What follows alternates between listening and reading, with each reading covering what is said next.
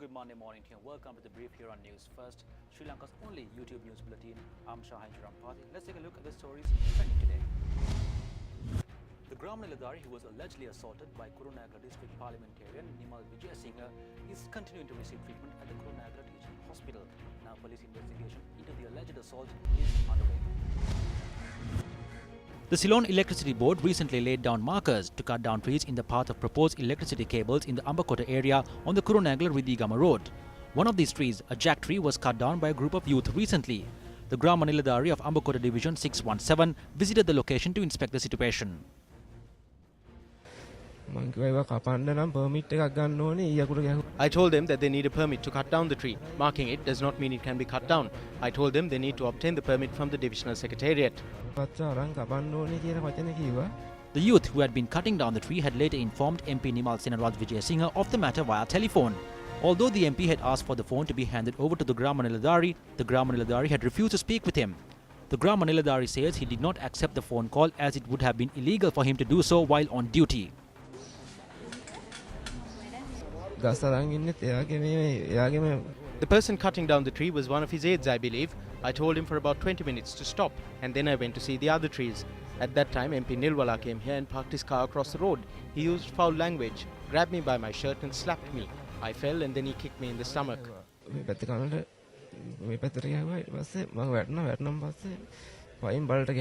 Kurunegala District MP Nimal Vijayasinghe rejected these allegations.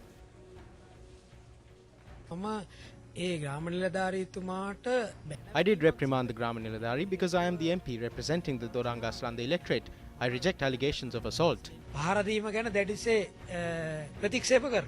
In spite of the MP's denial, another Gram Niladhari who was at the scene confirmed the incident.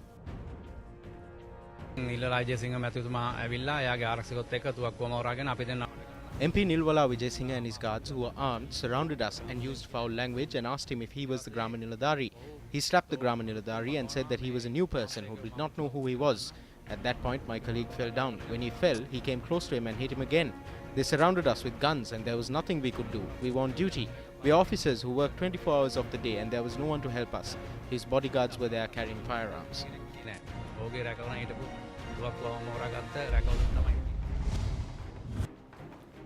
A police officer was killed in a collision which occurred in the Udupila area in Meghawatha Gampaha early yesterday. Now, this incident occurred when a motorcyclist refused to heed police orders. Police officers who were stationed in close proximity to the Udupila junction ordered a motorcycle travelling from Delgoda to Meghawatha to stop. However, the motorcyclist refused to heed to police orders. Thereafter, the police officer who were at the Udupila junction at the time notified the Meghawatha police, and the officer on duty at a security post in the area signalled the motorcyclist to halt. A loud noise was heard. When I went outside, I saw the police officer. He was covered in blood. The police officer, who was later admitted to hospital, succumbed to his injuries.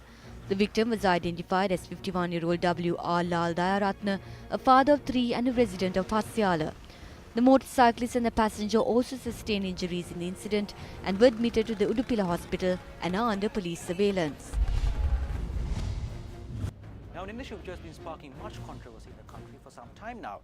Trade unions charge that though the buoy carrying oil from ships to the Colombo harbour was renovated, fuel is yet to be issued to the market. Now, the trade unions made this allegation during a media briefing held in Colombo. Meanwhile, the National Employees Association of the CPC charges that fuel is currently not being pumped to the Muthurajawala fuel storage facility.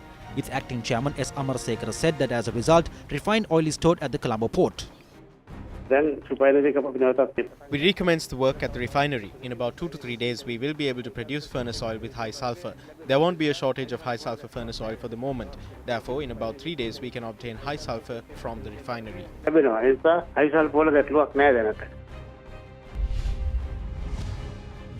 Well, in some sports news, which is rather disheartening for us Sri Lankans, South Africa beat Sri Lanka by 153 runs on the 5th and final day of the first test to take a 1-0 lead in the 2-match series.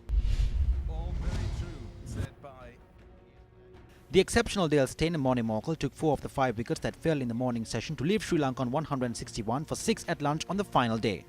The hosts had resumed the day on 110 for 1, but South Africa grabbed an early breakthrough when Steyn bowled a perfect length to Kaushal Silva, who managed an edge to wicketkeeper Quinton de Kock to end his innings on 38 and the second wicket stand of 114 with Kumar Sangakkara. South Africa also claimed the wicket of Mahela Jayawardene with the first ball after the first innings break when he edged Morkel behind the wicket to de Kock for 10 to leave Sri Lanka on 138 for 3. There's another one. There's another one. Has he gloved it? Yes. Dinesh Chandimal has gone up. Steyn. And he's nicked it. That's another one. He's got another one. That's a Catches the call. It's gone a long way up, and Amy de Villiers has got there.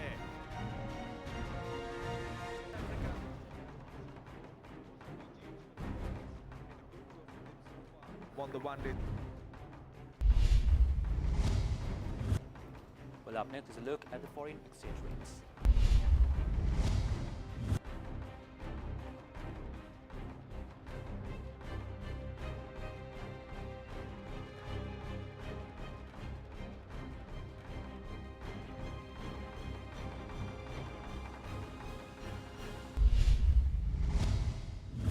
Well, that's a wrap up this edition of The Brief. You can leave us a like, comment or subscribe. I'm Shahan Rampati reminding you, it's good to stay briefed.